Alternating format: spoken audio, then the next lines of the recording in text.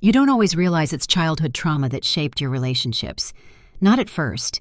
You just think something's wrong with you, that you care too much, that you always fall for the wrong person, that no matter how hard you try, love keeps hurting. But beneath the surface of these patterns, the constant overgiving, the fear of abandonment, the staying too long with someone who keeps breaking you, is a deeper truth. Somewhere a long time ago, you were taught that love isn't safe, that love means trying harder, that love means waiting, fixing, proving your worth. Maybe you grew up with a parent who never really saw you. Maybe they were physically present, but emotionally absent. Or maybe they were unpredictable, loving one moment, cold the next. And so you adapted. You learned to read the room, to keep the peace, to become whoever you needed to be to feel wanted.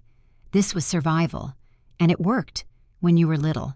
But now, that same wiring is leading you into relationships that drain you, where you feel like you're always walking on eggshells, where you can't speak your truth without fear, where chaos feels like home and calm feels suspicious. This is how childhood trauma echoes. It doesn't just live in memory, it lives in how you attach, how you react, how you love. When you're a child, your caregivers are your entire world. You rely on them not just for food and shelter, but for emotional safety. When that emotional safety is missing, when love is conditional, when affection is used as reward or punishment, it wires your nervous system to equate unpredictability with connection. So now, as an adult, your body still reacts to that template. When someone gives you mixed signals, you get hooked. When someone pulls away, you chase. When someone is emotionally unavailable, you try harder. Because a part of you still believes, if I can just be good enough, quiet enough, patient enough, they'll finally choose me. But that belief didn't start with your partner. It started with your parents. It's not about blaming them.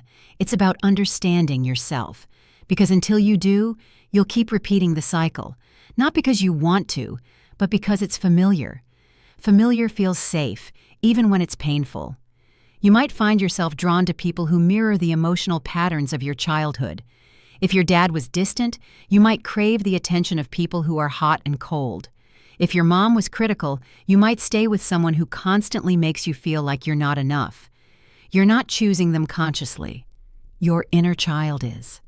And your inner child is still trying to finish a story that was never safe to begin with. This is why healing is so important. Because trauma doesn't just stay in the past. It lives in your patterns, in the people you choose, in the boundaries you don't set, in the love you accept and the love you fear. You might have learned to become a caretaker. Maybe you were the one who always had to be strong, even as a kid. Maybe you had to grow up too fast. Now you keep attracting people who need saving, and you keep forgetting that you're not their parent, you're their partner. You think love means fixing people. But real love doesn't demand self-sacrifice. It doesn't ask you to bleed just to keep someone else warm. Sometimes the trauma isn't even from overt abuse, but from emotional neglect. Maybe no one hit you. Maybe your parents provided everything materially, but they never asked how you felt, never validated your pain, never made space for your emotions. And so you learn to suppress them, to smile through it, to avoid conflict, to stay quiet. Now, you do the same in relationships. You say you're fine when you're not. You accommodate instead of communicate. You tolerate instead of express. Because deep down, you still believe your needs are a burden, that love will leave if you take up too much space. You might even sabotage healthy relationships. Someone comes along and treats you with kindness, consistency, respect, and you panic. You pull away. You question their motives. You say it's too much too soon. Because your nervous system doesn't know what to do with peace. It doesn't recognize love that doesn't hurt. But here's the good news. You can rewire this. You can heal. It starts with awareness, with noticing the pattern, not judging yourself, but gently asking, is this love, or is this a wound playing itself out? It starts with giving your inner child what they never got: safety, consistency, unconditional regard. It starts with no longer abandoning yourself to keep someone else close. You begin to choose differently, not because you're trying harder, but because you're waking up. You notice when you're overfunctioning, when you're trying to control, when you're hustling for love And instead of pushing through, you pause, you breathe, you remind yourself, I'm not that helpless child anymore. I don't have to prove my worth. You start to build boundaries, not walls, boundaries, the kind that protect your peace, your energy, your heart. You stop accepting breadcrumbs and start honoring your hunger. And slowly, things begin to shift. You stop needing drama to feel connected. You stop mistaking anxiety for chemistry. You start choosing relationships that feel calm, grounded, mutual. It's not always easy. Sometimes you'll miss the intensity. Sometimes you'll question your growth. Sometimes your trauma will whisper, go back. It was easier there. At least it was familiar. But now, you know better. You know that love isn't meant to confuse you. It's meant to hold you, to see you, to grow with you. And most of all, you know that healing doesn't come from finding the perfect partner. It comes from becoming the safe place you never had. Sometimes healing feels lonely. When you start breaking patterns, you also break connections. You stop responding the way you used to. You stop chasing. You stop people-pleasing. And people notice. Some pull away. Some get upset. Some call you distant, cold, selfish. But you're not selfish. You're just no longer willing to sacrifice yourself to keep a relationship alive. That shift can feel isolating, especially if you grew up being rewarded for being agreeable, quiet, easy. Now you're learning that real love doesn't require self-abandonment. And that kind of love, the true kind, takes time to find. So in the meantime, you start coming home to yourself. You pay attention to how you feel instead of only how others feel. You notice your triggers, not to shame yourself, but to understand. You begin asking, what is this reaction trying to protect me from? Where did I first learn to react this way? You stop looking for someone to rescue you. You start becoming the protector you never had. You also begin to understand that trauma responses are not character flaws. Hyper-independence isn't strength. It's a defense. Codependency isn't devotion. It's survival. Avoidance isn't clarity. It's fear. These aren't who you are. They're what happened to you. And now, you get to choose differently. You notice how you relate to conflict. Do you shut down, lash out, apologize even when it's not your fault? Do you panic when someone's upset with you? These patterns often come from childhood, when expressing emotion meant rejection, or when making mistakes meant punishment. You start to see that your fear of abandonment isn't irrational. It's deeply rooted in the moments you felt invisible, the nights you cried yourself to sleep, the times no one came to check on you. But you're not in that house anymore. You're not a child anymore. And you get to remind yourself of that again and again. You also realize healing isn't linear. Some days you feel powerful, grounded, wise, unstoppable. Other days, a memory can bring you to your knees. You might find yourself texting someone you know isn't good for you, or apologizing just to keep the peace, or craving attention from people who don't see your worth. That doesn't mean you've failed. That means you're human. You're unlearning years, maybe decades of conditioning, of believing love is earned, that affection is conditional, that pain is the price of connection. That takes time to undo. Be patient with yourself. There's also grief, not just for what you went through, but for what you never had.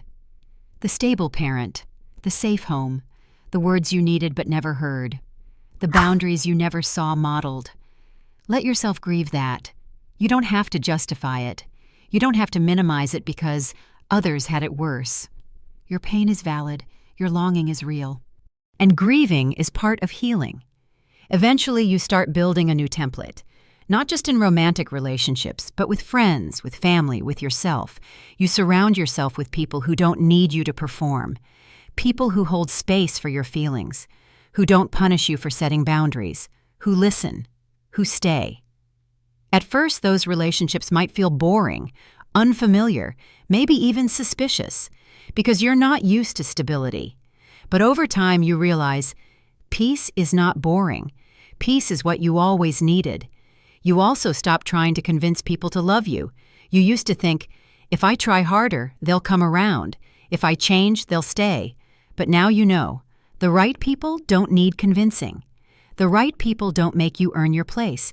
You're allowed to want more than survival, More than surface-level connection. You're allowed to want depth, safety, mutual effort, and you're allowed to walk away when it's not there. This healing journey also changes how you talk to yourself. You start catching the inner critic, the one that says, "You're too much. You'll end up alone. It's your fault." That voice isn't your truth. It's your trauma. And you learn to interrupt it. You start replacing it with something gentler. "I'm allowed to have needs. It's okay to take up space. I don't have to earn love. I just have to receive it." And you don't just say these things, you start living them. You stop over-explaining. You stop apologizing for things that aren't wrong. You stop chasing closure from people who are committed to misunderstanding you. You start listening to your body. When your chest tightens, when your stomach turns, when your breath shortens, you listen. You pause. You ask, "What's this feeling trying to tell me?" You start trusting that your body remembers what your mind learned to forget, and you stop gaslighting yourself. You stop saying, "It's not that bad." You stop brushing off your instincts. You start honoring your own truth. And slowly you begin to feel safe, not because the world changed, but because you stopped betraying yourself. You may not have grown up with secure love, but you are capable of creating it now, for yourself, and eventually with someone who meets you where you are. You're not too broken. You're not too damaged. You're healing. And healing people love better, not because they've never been hurt, but because they've faced their pain instead of running from it. And when you love again, you'll do it with clarity, with compassion, with boundaries, with the deep, rooted understanding that love is not meant to hurt. It's meant to hold, and you'll hold yourself first. One of the most powerful things you can do as an adult is give yourself what no one gave you as a child. That might be protection. It might be validation. It might be the permission to feel your feelings without fear of punishment or abandonment. You begin to parent yourself, not by being harsh or demanding, but by being nurturing, present, and consistent. You learn to soothe your inner child, the part of you that still flinches when someone raises their voice, still panics when someone pulls away, still feels like everything is your fault. You sit with that part of you. You don't push it away. You say, "I see you. You're safe now." And for the first time, you believe it. That's the turning point, when safety becomes internal instead of external, when you stop needing others to regulate your sense of worth, when your value isn't dependent on how much someone else loves you, but how deeply you're willing to love yourself. You become your own home. But that doesn't mean you shut people out. Healing isn't isolation. Healing is creating boundaries, not walls. Boundaries say, "I'm open, but I'm protected." And they say, "You can come close, but not at the expense of my peace." You begin to choose people who respect those boundaries, who don't see them as rejection, but as self-respect. People who don't exploit your wounds, but help you heal them. People who don't confuse chaos with chemistry. You learn to notice red flags earlier and honor them, not debate them, not rationalize them, not try to fix the person waving them. You stop seeing someone's potential as a reason to stay. You focus on who they are, not who they could be. You also stop mistaking intensity for intimacy. You recognize that love doesn't have to feel like a roller coaster to be real. You're no longer addicted to adrenaline. You crave calm, consistency, communication, and you bring those qualities into every space you enter. Your healing affects everything: how you talk to your kids, how you handle conflict, how you show up at work, how you treat your own body. It's not just about romantic relationships. It's about rewriting the entire story of how you see yourself. You no longer see yourself as broken. You see yourself as someone who survived what they were never meant to endure and came out with the courage to do the work. That work includes forgiveness, but not the kind that erases accountability. Real forgiveness isn't about saying, "It's okay." It's about saying, "I won't let this wound control me anymore." It's letting go of the hope for a better past and choosing a better future. Sometimes that means letting go of people, even family, even people who raised you, even people who say they love you but don't show it in ways that feel like love. You realize love without safety isn't love, and loyalty to dysfunction is not a virtue. It's a trauma bond. You start redefining what love actually means. It's not sacrifice. It's not losing yourself to keep someone else. It's not walking on eggshells. It's not being chosen only when it's convenient. Love is presence, it's honesty, it's support, it's respect, it's safety. And once you experience that, even if only with yourself at first, you'll never settle for less again. That's not arrogance. That's clarity. You've done the work. You know your worth. You're no longer living from the wounds. You're living from wisdom. And yes, you'll still have triggers. You'll still get anxious. You'll still feel lonely sometimes. But now you'll have tools. You'll have awareness. You'll have a deeper understanding of where those feelings come from and how to respond with compassion instead of reaction. You'll pause before reacting. You'll ask yourself, is this my trauma or is this truth? You'll choose to respond from the present, not from the past. That's emotional maturity. And it's not about perfection. It's about presence. You become a safe person for others, but most importantly, for yourself. You stop abandoning yourself in conversations, in conflict, in relationships. You stay with yourself no matter what, and you stop waiting for someone else to complete you. You know now you are already whole. Anyone who comes into your life is an addition, not a rescue mission. When you do meet someone who feels safe, you'll show up differently. You'll communicate clearly. You'll express your needs without shame. You'll hold space for their needs too, without losing yourself in the process. You'll create love, not just fall into it. You'll build it slowly, intentionally, with mutual effort and honesty. You'll choose love that grows, not love that burns out. Love that expands your life, not contracts it. And if it ends, you won't collapse, because your sense of self isn't tied to anyone else's presence. You'll grieve, yes, but you'll also stand back up, wiser, kinder, more whole. This is what healing does. It doesn't make you invincible. It makes you integrated, aware, peaceful. It doesn't erase the past, but it transforms your relationship with it. Your pain becomes purpose. Your wounds become wisdom. You are not your trauma. You are the person who made it through. You may not have chosen what happened to you, but you do get to choose what happens next. You get to choose love that heals, not love that harms. You get to choose yourself every single day. And that choice, that's how the cycle ends.